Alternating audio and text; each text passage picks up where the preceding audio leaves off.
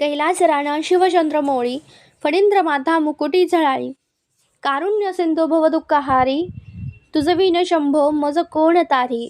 तुम्हा सर्वांचं आपल्या चॅनलमध्ये खूप मनापासून स्वागत आहे. तुम्हा सर्वांच्या नक्की चांगली इच्छा स्वामी महाराज पूर्ण करो. 26 फेब्रुवारीला आहे महाशिवरात्र. हा दिवस अतिशय महत्त्वाचा आणि अतिशय उच्च कोटीचा दिवस हा असणार आहे, कारण ह्या दिवशी शिवतत्व पृथ्वीवर भरपूर प्रमाणात असणार आहे. देवादिदेव महादेव यांना हा समर्पित असणार आहे. ह्या दिवशी आपल्याला महादेवाची अतिशय उच्च कोटीची सेवा, रुद्राभिषेक कसा करायचा आहे, कुठे आणि कधी करायचा आहे, कोणी करायचं आहे, ही संदर्भातली माहिती देणार आहे.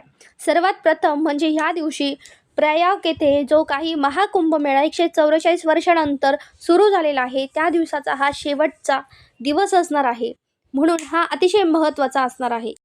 महाशिवरात्र हा दिवस उच्च कोटीचा असला, या दिवशी शिवतत्व जागृत होत असलं, पण रुद्राभिषेकाला तेवढंच महत्त्व आहे. या चारही प्रहरी आपल्याला सेवा करायची आहे, रुद्राभिषेक करायचा आहे. मग तुम्हाला जर पहिल्या प्रहरी सेवा करणं शक्य असेल तर पहिल्या प्रहरी करा, नंतर तुम्ही दुसऱ्या करा, तिसऱ्या करा. प्रदोषी वेळी केलेली सेवासुद्धा महत्त्वाची असणार आहे. यामध्ये लागणारं साहित्य अतिशय सोपं आहे. तुम्ही केंद्रामध्ये जात असाल तरीही आपल्याला हेच पाहिजे. बसण्यासाठी बसकर पाहिजे, पाट पाहिजे, तांबण पाहिजे, दिवा पाहिजे, तांब्यामध्ये पाणी पाहिजे. आता तुम्ही केंद्रामध्ये जात असाल तर बाटली भरून घेऊन जा. दिवा पाहिजे, तेलाचा दिवा, मी तुपाचा दिवा लावणार आहे, आणि धूप अगरबत्ती मी दोन्हीही लावणार आहे. यामध्ये आता अभिषेक करण्यासाठी काय पाहिजे, सगळ्यात महत्त्वाचं म्हणजे चंदनाचं पाणी येते, दूध आहे, हळदीचं पाणी आहे, त्यानंतर गंगाजल आहे, आणि त्यानंतर आपल्याला सगळ्यात महत्त्वाचं म्हणजे गळती लागणार आहे, तूप लागणार आहे, जे पांढरं वस्त्र आहे ते लागणार आहे. महादेवाच्या पिंडीसाठी स्वच्छ पुसण्यासाठी नॅपकिन घेतला आहे, तांदूळ, खडीसाखर, यामध्ये बेलाची पानं. मला बेलाची पानं आज नाही मिळाली, पण असा याचा अर्थ नाही आहे का आपण महाशिवरात्रीच्या दिवशी बेलाची पानं व्हायची नाही. बेलाची पानं घ्यायची, पण ती पूर्णपणे स्वच्छ बघून घ्या. किडलेली, तुटलेली, फुटलेली पानं वगैरे अजिबात नको आहे, हे सगळ्यात महत्त्वाचं आहे. ही पानं घेतल्यानंतर आता आपल्याला सर्वात प्रथम सुरुवात करायची ती दिवा प्रज्वलित करून. आता महादेवाची पिंड घरात असेलच, मी असं गृहीत धरते, कारण प्रत्येकाच्या घरात महादेवाची तांब्या पितळाची किंवा पंचधातूची ही शिवलिंग हे असतंच आणि असायलाच हवं. आता यामध्ये आपण सर्वात प्रथम अभिषेक सुरू करणार आहे. आता अभिषेक कोणी करू शकतं, ती लहानांपासून मोठ्यांपर्यंत, अगदी कुठल्याही वयातील ज्यांना वाचता येतं त्यांनी हा अभिषेक करू शकतं. घरात ज्या काही महिला आहेत त्यांनी पण करू शकतात. सगळ्यात महत्त्वाचं म्हणजे ज्यांना मासिक धर्म आहे, सुतक आहे, विटाळ आहे, यांना करता येणार नाही, पण मासिक धर्म असेल तर घरातील कुठल्याही व्यक्तीने करा. आता कुठे करायचा, मंदिरात अतिशय मोठ्या प्रमाणात गर्दी राहणार आहे. मग गर्दी पाय ठेवण्यासाठी जागा नसते, मग तिथे रुद्राभिषेक होऊ शकत नाही, कारण आपण जे काही रुद्राभिषेकचं तीर्थ असतं ते आपल्याला अमृतासमान असतं, आणि उलट आपण हे अभिषेक, हा रुद्राभिषेक तुम्ही जर गुरुगृही केला, स्वामी समर्थ केंद्रामध्ये मोठ्या प्रमाणात मोठ्या संख्येने रुद्राभिषेक होईल, तिथे तुम्ही सहभागी झाला तर तुम्हाला अनंतपटीने त्याचं फळ मिळेल. ते तीर्थ आपण घरी घेऊन येऊन घरातल्या सर्वांना द्यायचं आहे. यासाठी गळती, त्याचबरोबर शिवलिंग, ह्या ज्या वस्तू आहेत त्या आपल्याला तिथे घेऊन जायच्या आहेत. आता ह्यानंतर सगळ्यात महत्त्वाचं म्हणजे तुम्हाला जाणं शक्य नसेल तर तुम्ही घरात करू शकता. यामध्ये आपल्याला अष्टनामावली म्हणायची असते, त्यासाठी मी ती अखंड 108 तांदळाचे दाणे आपल्याला हवे असतात, ते सुद्धा घेतले आहे. तुम्ही छान महादेवाला पांढरे पुष्प खूप आवडत असतात, ते घेतलेले आहेत. तुम्ही कण्हेराचं फूल असेल तर कण्हेराची फुले पण वाहा इथे. नसेलच तर आपल्याला जे काही असेल ते अवेलेबल असेल ते व्हायचं आहे. ह्यामध्ये बेलाचं फळ, धोत्राचं फळ हे पण अर्पण करायचं असतं. तुम्हाला जे जे मिळेल ते अर्पण करा.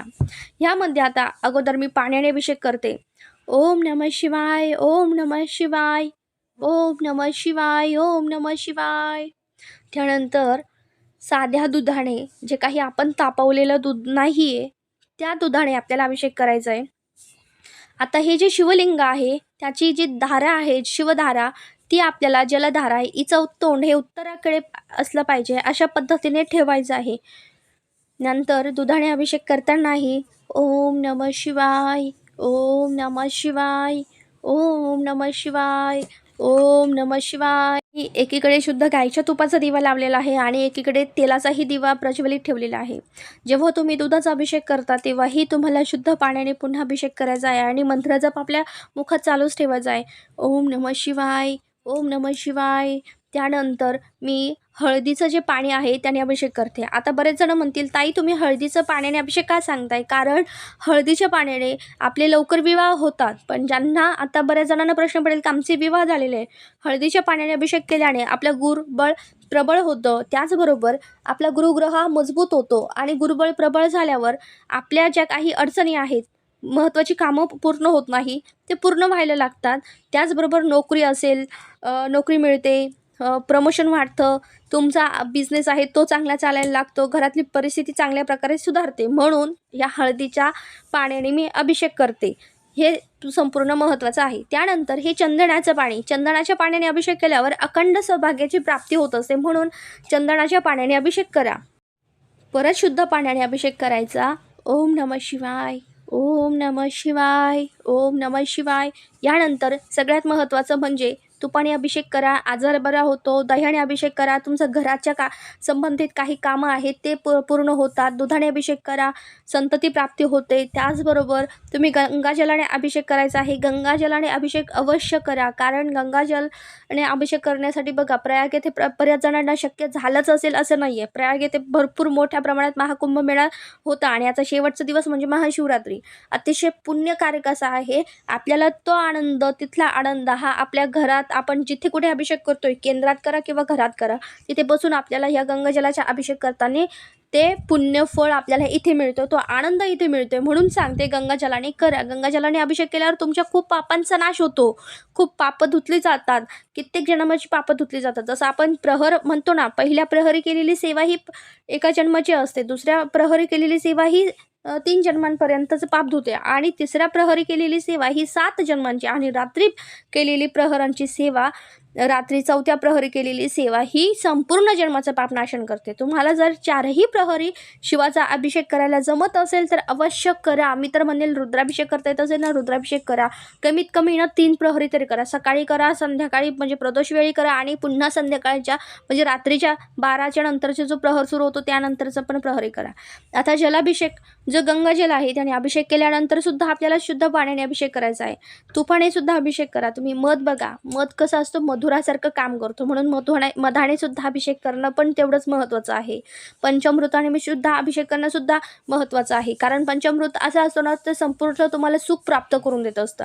दुसरं म्हणजे जे आपला उसाचा रस आहे, उसाचा रस आहे ना, कित्येक जण आहे ना उसाचा रसाने अभिषेक करत असतं. या दिवसामध्ये उसाच्या रसाने अभिषेक केला तर तुम्हाला आता उसाचा रससुद्धा उपलब्ध आहे, तुम्हाला सहजरित्या मिळून जातो. त्याने आपली आर्थिक परिस्थिती सुधारत असते. जे आर्थिक मार्ग असतात ते मोकळे होत असतात. तुम्हाला नवनवीन बिझनेसच्या आयडिया मिळतात. तुम्ही नोकरीमध्ये अडथळे येत आहेत, ते सुद्धा नवीन नवीन तुमचे अडथळे दूर होत असतात. घरातला इन्कम सोर्स 100% वाढतो. उसाचा रसाने अभिषेक केल्यावर लक्ष्मी स्थिर होते, चंचल लक्ष्मी राहत नाही. त्याचबरोबर आपले जे काही म्हणजे लक्ष्मी येण्याचे मार्ग पूर्णपणे खुले होतात. आपल्याला आता इथे ह्या सर्व पदार्थांनी अभिषेक करून झाल्यानंतर ते पाणी एका तांब्यामध्ये काढून घ्या, कशात तरी काढून घ्या. ते पाणी काय फेकून देऊ नका. रुद्राभिषेकची सेवा सुरू करायची आहे. रुद्राभिषेकसाठी सर्वात महत्त्वाचं असतं ती गळती. गळती का घ्यायची आहे तर आपल्याला रुद्राभिषेक करताना 1 ते सव्वा तास लागतच असतो. तुम्ही केंद्रात करा किंवा स्वतःच्या घरात करा, आपल्याला 1 सव्वा तास लागत असतो. म्हणून रुद्राभिषेकसाठी स्तोत्रमंत्र पठण करायचे असतात. यासाठी आपण प्रत्येक वेळेस पळीने पाणी वाहिलं तर आपलं वाचनाकडे दुर्लक्ष होतं आणि हे संस्कृतमध्ये वाचन अतिशय महत्त्वाचं असतं. बघा, संस्कृतमधले वाचनाने देवांपर्यंत आपल्या ज्या काही मनातले भाव आहेत ते त्यांच्यापर्यंत पोहोचत असतात. आता जे गळतीतलं पाणी आहे ते शिवलिंगावर पडतंय का ते पण व्यवस्थित बघा. त्यानंतर शिवधारा कुठे आहे, जलधारा कुठे आहे ते पण बघा आणि आपल्याला शिवरुद्राभिषेक करायला सुरुवात करायची आहे. दिवा सुरू आहे का, अगरबत्ती, धूप आहेत का, हे सगळं बघून घ्यायचं आहे, कारण संपूर्ण पूजा ही अग्नीच्या साक्षीने झालीच पाहिजे. यासाठी सगळ्यात महत्त्वाची असते ती नित्यसेवा. नित्यसेवेमध्ये प्रथम दिलेलं आहे की नित्यसेवा आपल्या घरात असलीच पाहिजे, शिवलिंग असलंच पाहिजे, त्याचबरोबर गळतीही असलीच पाहिजे. मग तुम्ही केंद्रात जरी अभिषेक करत असाल तरीही तुम्हाला तिथे ह्या वस्तू घेऊन जायच्या आहेत. आपली सकाळी नित्याची पूजा झालेली असेल, गणपती बाप्पाची पूजा झाली असेल, पण तरीही गणपतीच्या स्मरणार्थ आपल्याला इथे गणपती अथर्व शीर्ष हे म्हणायचं आहे. त्यानंतर शिवमहिम्न स्तोत्र. बघा, शिवमहिम्न स्तोत्र हे शिवस्तुती आहे. शिवस्तुती वाचायची आहे म्हणजे त्याला शिवमहिम्न स्तोत्र अतिशय महत्त्वाचं आणि प्रभावकारी आहे. ते प्राकृतमध्ये पण आहे आणि संस्कृतमध्ये पण आहे. तुम्हाला संस्कृतमध्ये म्हणायचं आहे, ज्यांना वाचताच नाही येणार संस्कृत त्यांनी मग प्राकृतमध्ये म्हटलं तरी चालेल. पण संस्कृतची भाषा ही लवकर आणि त्यानंतर आपले जे काही मनातले भाव आहे ते संस्कृतद्वारे लवकरात लवकर देवांपर्यंत आपले भाव पोहोचत असतात. आता दुसरं म्हणजे शिवकवच स्तोत्र. हे शिवकवच स्तोत्र हे संस्कृत आहे, प्राकृतमध्ये पण आहे. संस्कृतमध्ये वाचण्याचा प्रयत्न करा. 12 ज्योतिर्लिंग स्तोत्र हे एक वेळेस वाचायचं आहे. त्यानंतर रामरक्षा आहे. रामरक्षा ही कशी वाचायची? बघा, रामरक्षा ही संपूर्ण वाचायची नाही आहे. रामरक्षातल्या जे काही आता ध्यानम आहे ते ध्यानम आहेत. त्यानंतर ज्या काही एक एक ओव्या सुरू होतात तर 1 ते 9 ओव्यापर्यंत आपल्याला पठण करायचं आहे. 9 ओव्यानंतर ही फलश्रुती सुरू होत असते म्हणून आपल्याला फलश्रुती वाचायची नाही. मग फक्त 1 ते 9 ओव्यांपर्यंत ही वाचायचं असतं. तुम्ही संपूर्ण रामरक्षा वाचायची इच्छा असेल तर ते वाचू शकतात. पण त्यानंतर आता फक्त हात जोडून म्हणायचे आहे. कालभैरवाष्टक आहे. बघा, कालभैरवाष्टक हे आपल्याला एक वेळेस पठण करायचं आहे. आता कालभैरवाष्टक झाल्यानंतर आपल्या जे काही शिवगायत्री मंत्र आहे, रुद्र गायत्री मंत्र तो म्हणायचा आहे. 16 वेळेस म्हणायचा आहे. आता 16 वेळेस रुद्र गायत्री मंत्र ओम तत्पुरुषाय विद्महे महादेवाय धीमहि तन्नो रुद्र प्रचोदयात. त्यानंतर जो अमृत संजीवनी मंत्र आहे तो म्हणायचा आहे. त्यानंतर आपल्याला संजीवनी मंत्र आहे तो 16 वेळेस म्हणायचा आहे. हे प्रत्येकी मंत्र 16 वेळेस आणि नंतर महामृत्युंजय मंत्र तो 16 वेळेस म्हणायचा आहे. आता हे 16 वेळेस म्हटल्यानंतर महामृत्युंजय मंत्र जेव्हा 16 वेळेस म्हणू त्यानंतर आपल्याला बघा इथे त्याच्या खालीच समोर प्रार्थना दिलेली असते ती म्हणायची असते. ती प्रार्थना आपल्याला काय आहे बघा, गुह्याति गुह्य गोपात्वं गृहाणास्म कृतं जप सिद्धिर्भवतु मे देवम तत्प्रसादान महेश्वरम. ही संपूर्ण प्रार्थना आपल्याला म्हणायची आहे. हे झाल्यानंतर मग याच्यानंतर श्रीसूक्त आहे ते श्रीसूक्त पठण करायचं आहे. श्रीसूक्त पठण झाल्यानंतर आपल्याला इथे शिवाष्टोत्तर नामावली म्हणायची असते. आता शिवाष्टोत्तर नामावलीसाठी तुम्ही 108 बेलपत्र घ्या किंवा 108 अखंड तांदूळ घेतले, अक्षता घेतल्यात तरी चालेल, पण अखंड घ्या. कोणतीही गोष्ट ही तुटलेली फुटलेली नको आहे. बेलपान असेल किंवा अक्षता असेल ही तुटलेली फुटलेली घेऊ नका. ती संपूर्णपणे आता बेलपान असेल तर ती स्वच्छ धुवून घ्या. 108 बेलपान नसेल तर तुमच्याकडे जेवढे असेल, 1 असेल, 11 असेल, 21 असेल, जे काही असेल त्या पद्धतीने तुम्ही अर्पण करा. नंतर तुम्ही तांदूळही म्हणजे अक्षतासुद्धा अर्पण करायचे आहेत.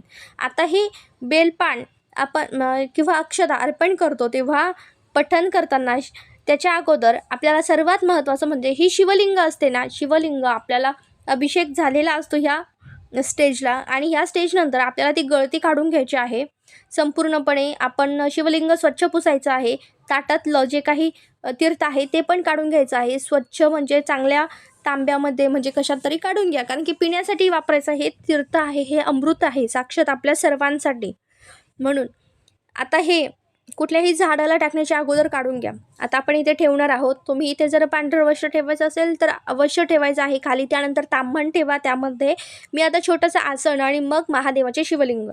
इथे हळदी कुंकू वाहिलं जात नाही, ही चूक करू नका. महादेवाला भस्म अतिशय प्रिय आहे. भस्म असेल तर भस्म लावा, नसेल तर आपण अष्टगंध लावला, चंदनाचा टिळा लावला तरीही हरकत नाही.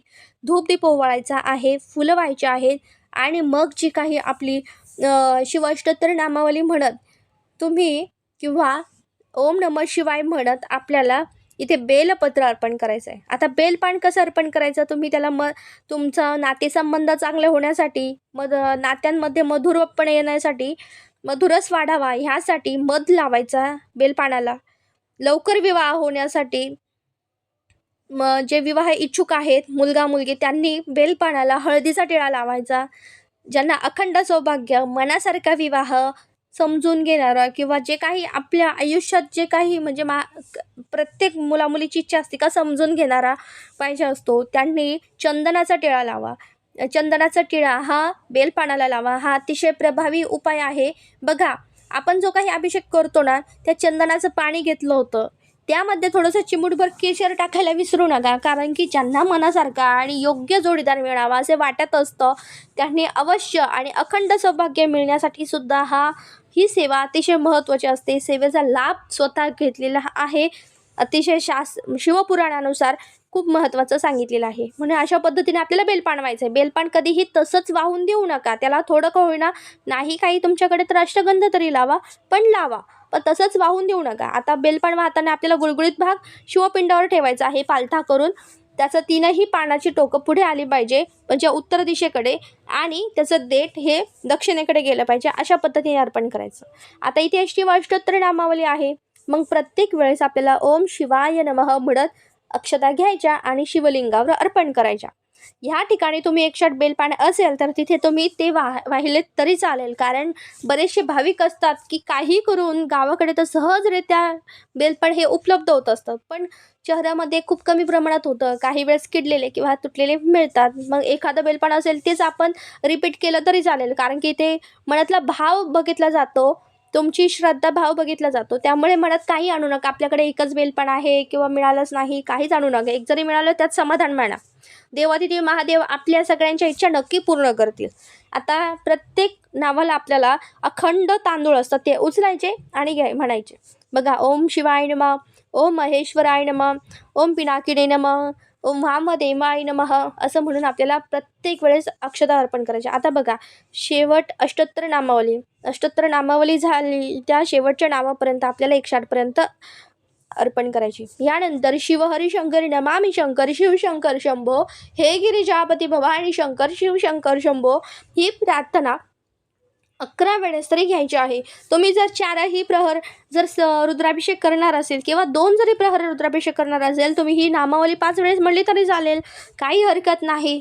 तुम्हाला जेवढं म्हणणं आहे तेवढं शक्य होईल तेवढं करा. कमीत कमी प्रदोषवेळी, प्रदोषच्या प्रहरी, महाशिवरात्रीची काय महादेवाची पूजा केलेली अतिशय महत्त्वाची आणि खूप खूप फल देणारी असते. रात्री 12च्या दरम्यान जर तुम्हाला रुद्राभिषेक होत असेल तेव्हा करा. तुम्हाला जास्तीत जास्त नाम जप करायचा आहे. ह्या दिवशी जास्तीत जास्त मौन धरण्याचा प्रयत्न करा. कुणाशी भांडण तंटे वादविवाद होणार नाही. एखादं असतंच की स्वतःहून येतं, आपल्याला त्याच्याकडे लक्ष द्यायचं नाही. दुसरं म्हणजे घरात छान आनंदी आणि सकारात्मक वातावरण ठेवा. दुसरं सगळ्यात महत्त्वाचं, ह्या दिवशी कमी बोलण्याचा प्रयत्न करा, कारण की उपवास असणार आहे. आपली व्यर्थमधली एनर्जी वाया जाणार नाही, याच्याकडे लक्ष द्या. ह्यानंतर आपल्याला घ्यायचं आहे ती श्री स्वामी समर्थ महाराजांची एक माळ इथे अवश्य करायची आहे. श्री स्वामी समर्थ, श्री स्वामी समर्थ, श्री स्वामी समर्थ. शिव ही ज्ञानाची गंगा आहे. त्यांच्या मस्तकातून सतत ज्ञानगंगा वाहत असते.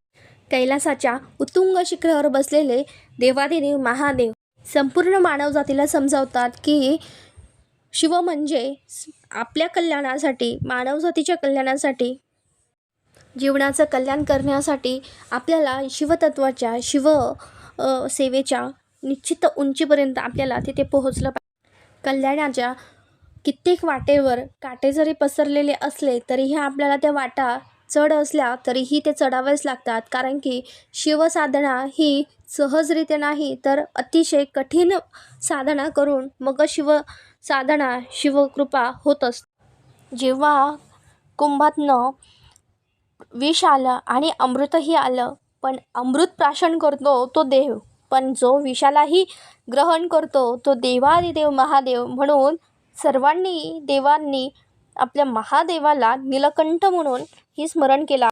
इथे संपूर्ण पूजा झाल्यानंतर आपल्याला इथे गणपतीची आरती घ्यायची आहे. त्यानंतर स्वामी महाराजांची, दुर्गे मातेची आणि शंकराची आरती.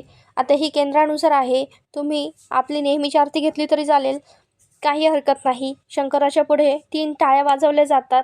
त्या आपल्या भूत वर्तमान आणि भविष्यकाळ चांगला होण्यासाठी असतात. काढून घ्यायची नक्की करा. नंतर रुद्राभिषेक स्वच्छ पुसून जे काही आपलं थेंब थेंब जे पाणी पडतं आहे, जो रुद्राभिषेक होत असतो ते सातत्य सुचवत असते आणि त्याने वाईट लहरी बाहेर जात असतात.